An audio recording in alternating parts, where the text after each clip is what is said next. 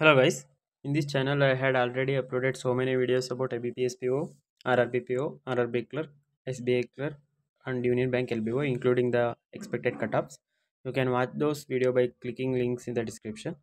In this video I am going to discuss about IBPS PO mains expected cutoff. These are just expected cutoff irrespective of any person or website. No one can predict this exactly. This is the idea what's going to happen. You can see on the screen these are some cutoff predicted by very famous websites. So in this video I am going to give my point of view. So this video is going to be in Kannada. Who can't understand, they can just go through the slide. There I had mentioned everything in English. So let's begin. ನಮಸ್ಕಾರ ಎಲ್ರಿಗೂ. ನಾನು IBPS PO mains expected cut ಆಫ್ನ discuss ಮಾಡ್ತಿದ್ದೀನಿ ಈ ವಿಡಿಯೋದಲ್ಲಿ. ಇದು just expected cut off ಮಾತ್ರ. And ಯಾವ ಪಾಯಿಂಟ್ ಇಟ್ಕೊಂಡು ಡಿಸ್ಕಸ್ ಮಾಡ್ತಿದ್ದೀನಿ ಅಂದರೆ previous year vacancies and paper level and this year vacancy and paper level and this year shift wise paper difficulty level and this year's increased vacancy. ಯಾಕೆಂದರೆ ಆಗಲೇ 6000 cross ಆಗಿದೆ. ಇನ್ಷಿಯಲಲ್ಲಿ ಬಂದಾಗ ನೋಟಿಫಿಕೇಷನು 3900 ಸಮಥಿಂಗ್ ಇತ್ತು. So start ಮಾಡೋಣ. So ನಾವು previous ಇಯರ್ದು vacancy ನೋಡೋಕೆ ಹೋದರೆ ನೋಡಿ 2021ಅಲ್ಲಿ 4135 ಇತ್ತು. ಆ್ಯಂಡ್ ಆ ವರ್ಷವೂ ಇನ್ಕ್ರೀಸ್ ಆಗೇ ಆಗಿರುತ್ತೆ. ಬಟ್ ಕಟ್ ಆಫ್ ನೋಡಿ 80 ಜಾಸ್ತಿ ಹೋಗಿತ್ತು ಅಷ್ಟು ವೇಕೆನ್ಸಿ ಇದ್ರೂ. ಆ್ಯಂಡ್ 2022ಅಲ್ಲಿ 6432 ಆಲ್ಮೋಸ್ಟ್ ಈ ವರ್ಷದ ನಿಯರ್ ಇದೆ. ಆ್ಯಂಡ್ 71 ಹೋಗಿದೆ ಕಟ್ ಆಫು ಆ ವರ್ಷ. ಆ್ಯಂಡ್ 2023ಅಲ್ಲಿ 3049 ಕಮ್ಮಿ ವೇಕೆನ್ಸಿ ಇತ್ತು. ಆ್ಯಂಡ್ ಕಟ್ ಆಫ್ ನೋಡಿ ತುಂಬ ಕಮ್ಮಿ ಹೋಗಿದೆ 63. ಸೊ ಕಮ್ಮಿ ವೇಕೆನ್ಸಿ ಇದ್ದರೆ ಆ್ಯಕ್ಚುಲಿ ಜಾಸ್ತಿ ಹೋಗುತ್ತೆ ಅಂತ ಅಂತಾರೆ, ಬಟ್ ಕಮ್ಮಿ ವೇಕೆನ್ಸಿ ಇದ್ರೇ ಕಮ್ಮಿ ಹೋಗಿದೆ. ಇದು ಏನಕ್ಕೆ ಅಂತಂದರೆ ಪೇಪರ್ ಡಿಫಿಕಲ್ಟಿ ಲೆವೆಲ್ ಮೇಲೆ ತುಂಬ ಡಿಪೆಂಡ್ ಆಗುತ್ತೆ IBPS PO Mains.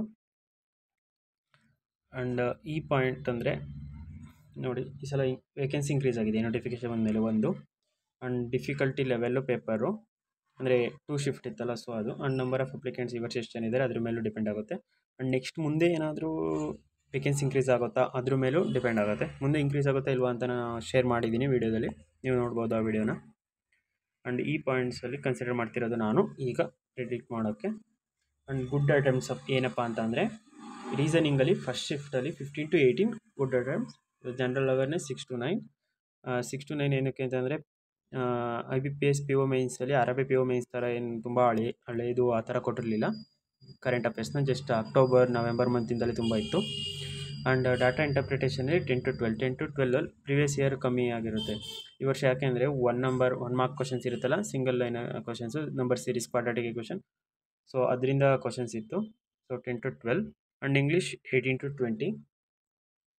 And descriptive cut off general category ಅವರಿಗೆ 10 ಹೋಗುತ್ತೆ. ಸೊ 12 to 15 ಗುಡ್ ಅಟೆಂಪ್ಟ್ಸ್ ಅಂತ ಆ ಸ್ಕೋರ್ ಬಂದರೆ ನಿಮ್ಮದು ಗುಡ್ ಇದೆ ಅಂತ. ಆ್ಯಂಡ್ ನೀವು ಇದನ್ನೆಲ್ಲ ಟೋಟಲ್ ಮಾಡಿದರೆ, ಈಗ ಮಿನಿಮಮ್ ಇದೆಯಲ್ಲ ಇದನ್ನೆಲ್ಲ ಟೋಟಲ್ ಮಾಡಿದರೆ 60 ಏನೋ ಬರುತ್ತೆ. ಬಟ್ ಏನು ಅಂತಂದರೆ ಈಗ ಒಬ್ಬ ರೀಸನಿಂಗಲ್ಲಿ 18 ತೆಗೆದಿರ್ಬೋದು, DL 10 ತೆಗೆದಿರ್ಬೋದು, ಇಂಗ್ಲೀಷಲ್ಲಿ 20 ತೆಗೆದಿರ್ಬೋದು, ಆ್ಯಂಡ್ ಇದರಲ್ಲಿ 12 ತೆಗೆದಿರ್ಬೋದು, ಇದರಲ್ಲಿ 9.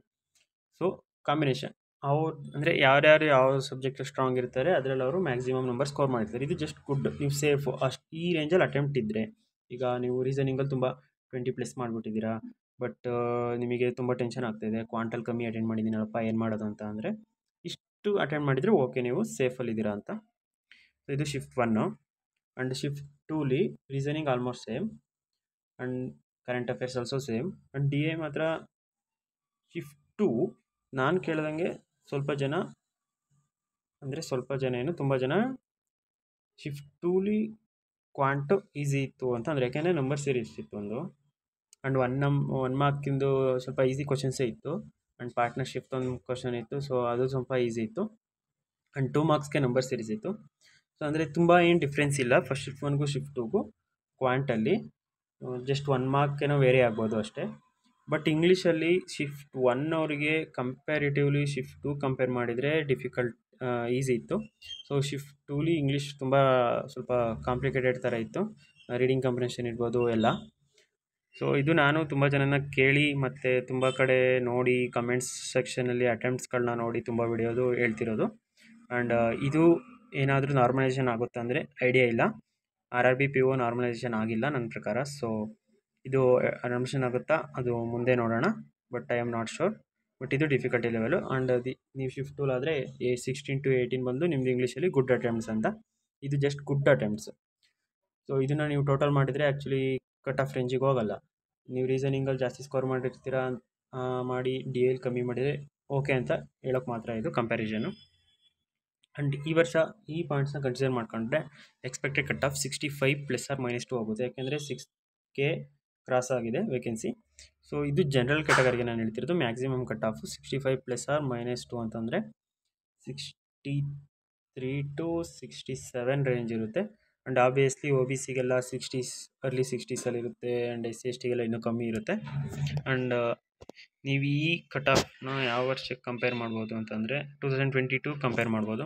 ಬಟ್ 2022 71.25 ಇದೆ. ಬಟ್ ಈ ಸಲ ಅಷ್ಟಿರಲ್ಲ ಅನ್ಕೋತೀನಿ. ಯಾಕೆಂದರೆ ಡಿಸ್ಕ್ರಿಪ್ಟಿವಲ್ಲಿ ತುಂಬ ಜನ ಸ್ಟ್ರಗಲ್ ಮಾಡಿದ್ದಾರೆ ಈ ಸಲ. ಸೊ ನೋಡೋಣ ಏನಾಗುತ್ತೆ. ಸೊ ಇದು just expected cut off. Thank you for watching.